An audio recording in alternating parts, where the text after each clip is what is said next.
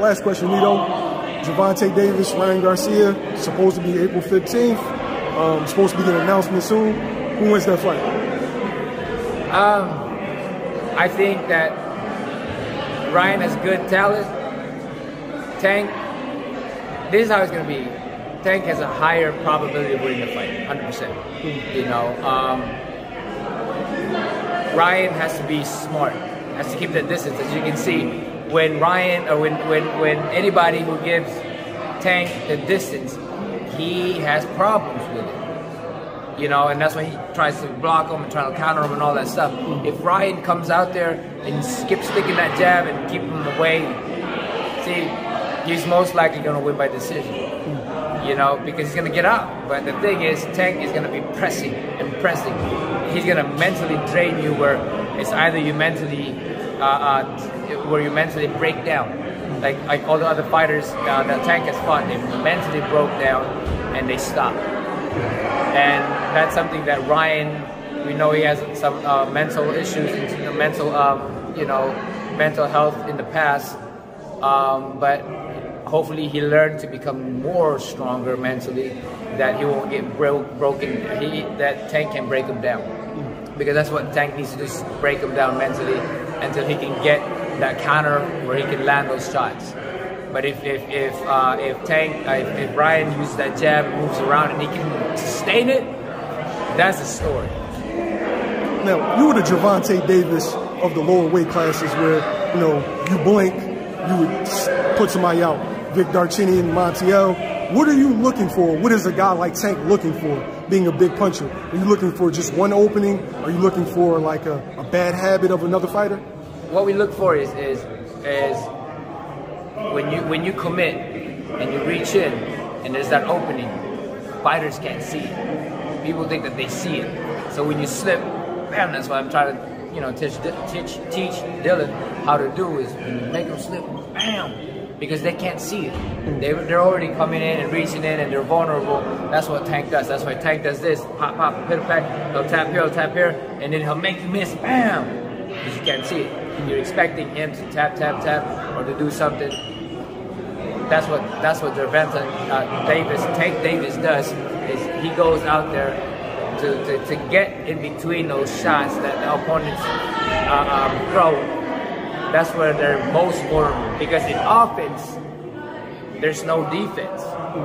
It's when defense comes in, is when offense is being taken back. So when you're offense, you're already offense. There's no defense in between, and that's what Tank does, and that's what I do. That's what Canelo does as well.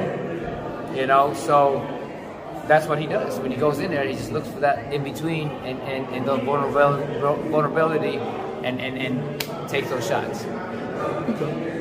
Thanks, Nito. I appreciate you. Yeah, thank you. Big fight coming up.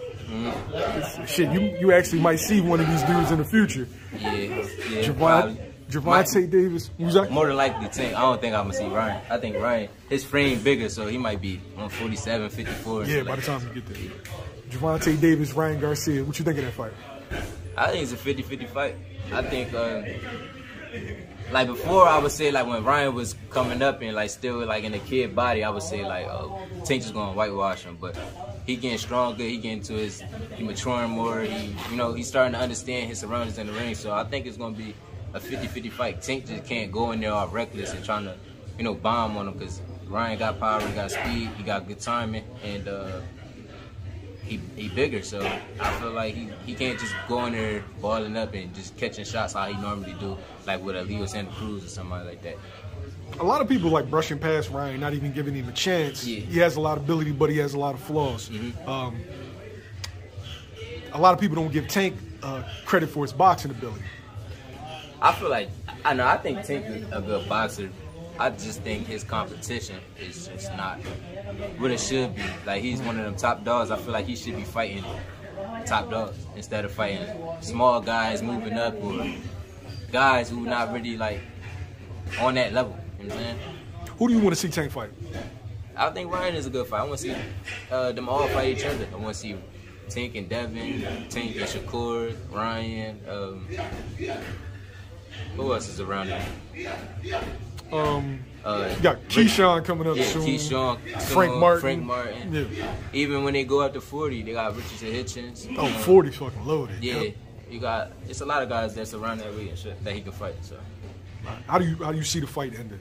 Like, if you had to leave I think money in the wood. somebody get knocked out. I don't think it's going to 12. I'm gonna go with Tank though for sure. Okay. How do you fight? Like, you're a southpaw. You speed, power. Like, how do you fight a rangy guy like Ryan? You just gotta get the distance down, Pat. Get the timing down. Be patient. Not too patient though. You don't want time to go past because it's still you don't got all day. So definitely got take your time, smart pressure. Be sharp on defense. That's really it. Use your jab too, up and down with the jab. Change levels. Okay. Thanks, Ray. Appreciate you. Sure. Both Ryan and Tank, the whole Twitter thing, smoke, December, blah, blah, blah, whatever.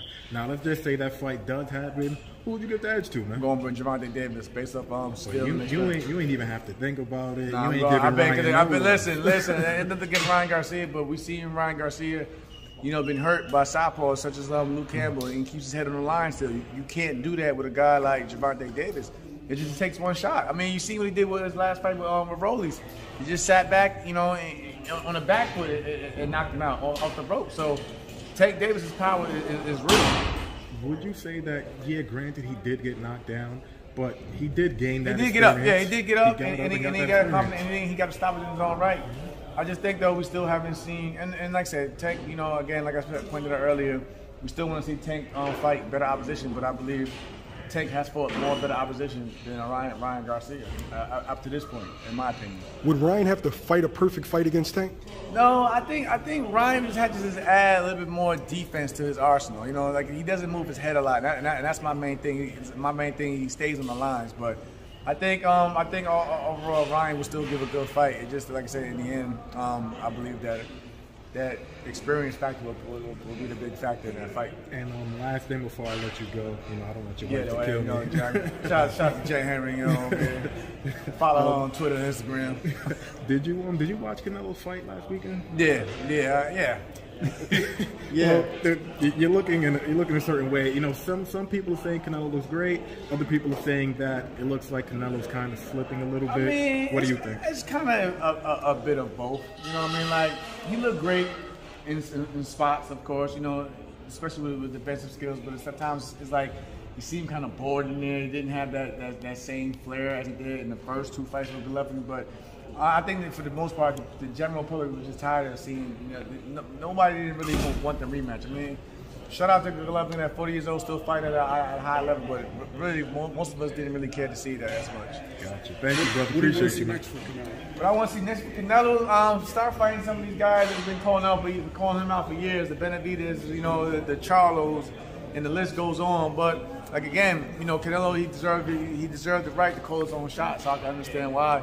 He does what he does, but of course we want to see him in there with maybe like another young, undefeated, top dog in the division.